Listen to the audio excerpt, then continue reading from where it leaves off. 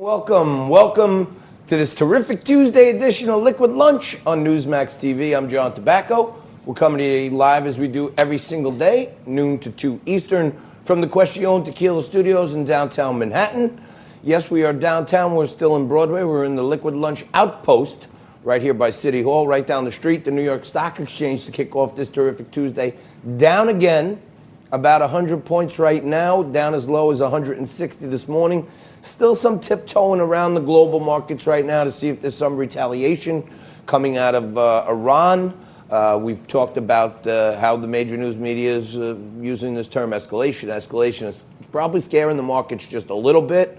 And on the crypto front, Bitcoin seems to be holding pretty steady between that $7,000 and $8,000 range, building a little stability there, which is good news. I think some loose monetary policy out of China could cause a flight to safety with some Chinese money making its way into crypto. So that could be good news for everyone. Always good news when I'm joined by my co-host, managing editor, Frank Morano, who's over to my side there in the new Frank Zone. Good morning, Hello. Hey, it is great to be here in the Frank Zone. How are you doing this Tuesday, John? I am doing fantastic. It is a terrific Tuesday indeed. Turning over a new leaf for the new year. I'm trying to get a little more fit.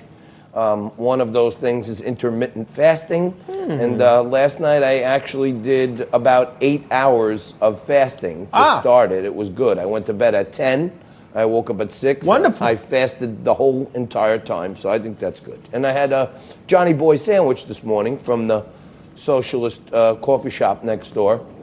Call it a Johnny Boy, but it's peanut butter and banana with honey and cinnamon on fresh whole wheat bread. It was really delicious, to tell you the truth, Frank. You know, I just had one as well right before the show.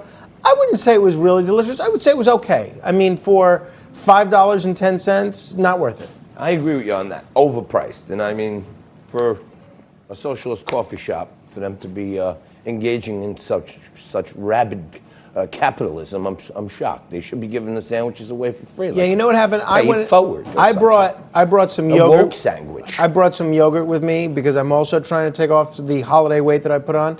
And I went in there to take a spoon, but then I felt like people were looking at me because I wasn't buying anything. So you didn't take the spoon, you're telling me? No, I took the spoon, but then I looked around to see if they had anything that I might want, and then I was going to do I'm pretending like I'm interested in ordering something, and then I saw the Johnny Boy sandwich. I'd never tried it before. I figured, let me try it.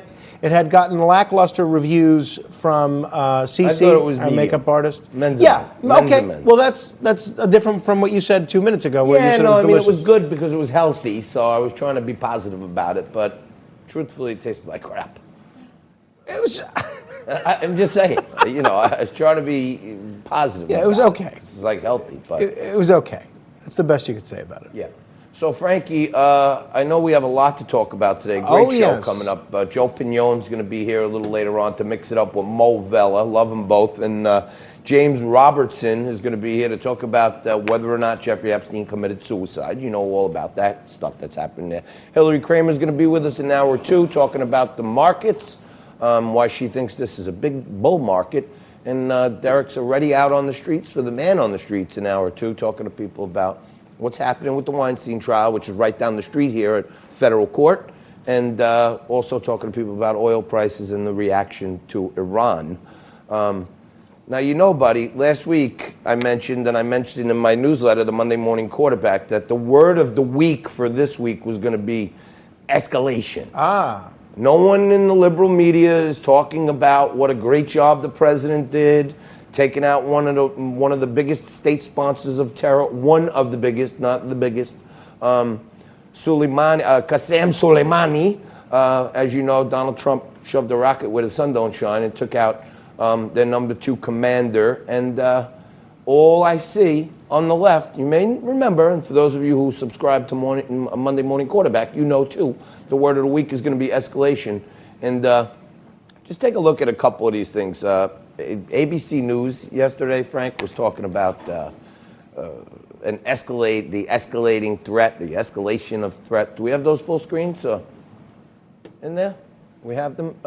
Here's David Muir talking about the escalating threats with a ticker tape parade for the dead body. They're making him like a martyr like look at all these people cheering or Death to America. So Escalation is on ABC, and then go over to as Mark Levin calls it, MSLSD, and let's take a look at what Morning Joe, or as I refer to it, Morning Joke, had to say about escalation. Is there a Morning Joe full screen in there?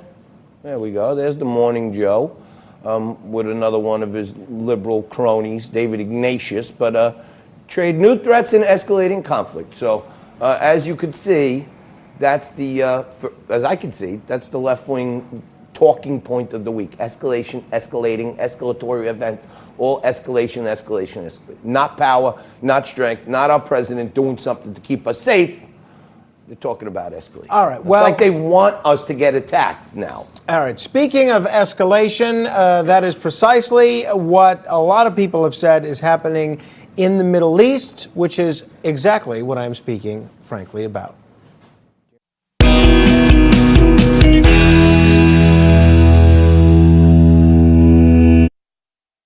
Covered at length exactly what happened with the killing of General Soleimani and the ramifications, political, military, and we will throughout the show today. But there's one specific aspect that I'd like to focus on as I speak frankly to you, and that is our presence in Iraq. Now, just a day and a half ago, the Iraqi parliament voted to expel all of the American troops from Iraq. There are about 5,000 there. Now, in fairness, the Kurds and the Sunnis did abstain from this vote, but the majority of the Iraqi parliament said, see you later, United States, we don't want you. And apparently, the reaction from the Pentagon at first was, okay, you don't want us there, we'll leave. Let's put up this letter from General Seeley, who is a general and the commanding general of our forces in Iraq. He said to the deputy director, he said to the Iraqi Minister of Defense, sir, in due deference to the sovereignty of the Republic of Iraq, and as requested by the Iraqi parliament and the prime minister, CJTF-OIR will be repositioning forces over the course of the coming days and weeks to prepare for onward movement. In order to conduct this task, coalition forces are required to take certain measures to ensure that the movement out of Iraq is conducted in a safe and efficient manner. Then he goes on with some other details. But then, lo and behold, that letter got leaked. It didn't get sent. It wasn't published because the president went out and said, all right, if Iraq wants us to leave, they're going to have to pay for the costs of our new military base that we just built. And by the way, Iraq, you're going to see sanctions like you've never seen before. By the way, for those of you keeping track, sanctions have never been successful in getting a country, or almost never, in getting a country to change its foreign policy or its regime. Instead of leaving the Middle East, we're sending more troops to the Middle East. We have 3,500 more troops going to Kuwait. Now, you have a situation where the American embassy is being attacked. The Shia-backed militias that have been essential in fighting ISIS, they don't want us there. The Iraqi parliament doesn't want us there. Iraq's neighbors in Iran don't want us there. And Donald Trump campaigned on a platform of getting out of there. What the hell are we doing in Iraq? If the Iraqi parliament doesn't want us, bye, see you later. Get out of Iraq. Get out of Iraq now. I think we were on an invite into Iran from Maliki, or the current president. We were invited to be there, and Frank has a good point. If the Iraqis don't want to invite us there anymore, maybe we should pick up and leave. And we defeated ISIS. Iran's going to start. They're already creeping into Iraq. That's what this whole attack on the embassy was all about.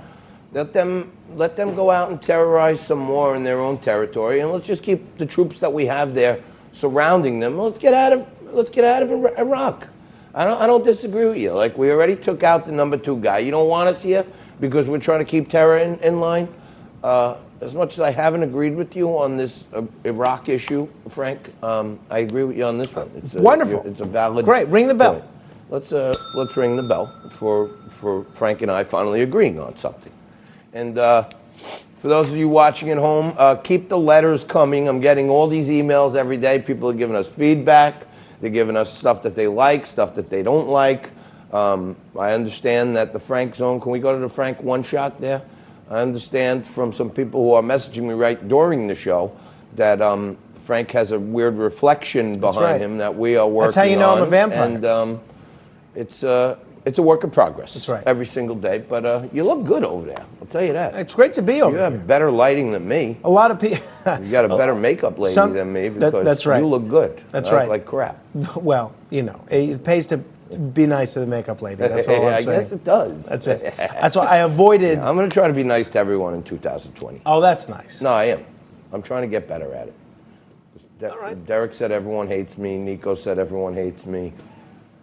You're usually pretty honest with me, and you're basically saying everyone hates me. No. So, I don't know. Maybe I got to be a kinder, gentler JT. No, who likes you? I feel like Patrice likes you still. Patrice likes you. Yeah. Oh, okay. Fantastic. We have an army of one. That's right. But apparently you guys like what we're doing here because I'm getting all kinds of positive feedback every day, Frank. I forward you the emails that people are sending to us, and they're great.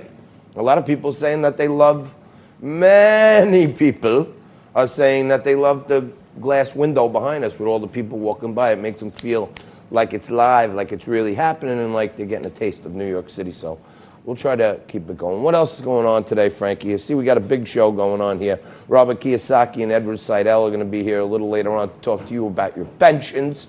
An issue I also covered in this week's Monday Morning Quarterback, how pensioners of America are basically the main participant in the #1 profit center for Goldman Sachs and all the big firms, which is called securities lending. And all these pensions and portfolios that are long all these stocks to invest for your future, they lend out the stocks and they make billions of dollars and share none of it with the retirees. So we're going to get into that a little later on with Robert Kiyosaki and Edward Seidel. And well, I'm surprised you didn't mention, a big football fan like you, in the midst of playoff season, that the New York Football Giants have hired Joe Judge as their head coach. I did not hear that. That's true. Is Breaking that just news. Right now reported? Yeah, just reported. Breaking news. You remember Joe Judge? He's from the Patriots, so hopefully he'll at least bring some of their successful remember him at all. cheating ways with him. He's a wide receiver coach from the Patriots, according to sports correspondent Nico Romano. Always right on the money, right on the ball. And all right, well, I guess we'll get into Joe Judge a little later on. I didn't know about it until Frankie hit me with the breaking news. That's why he's the breaking news guy. And we're going to break plenty more news, and we're going to mix it up right after this with Joe Pignon and Mo Vela. You're watching Liquid Lunch on Newsmax TV. Stay right there.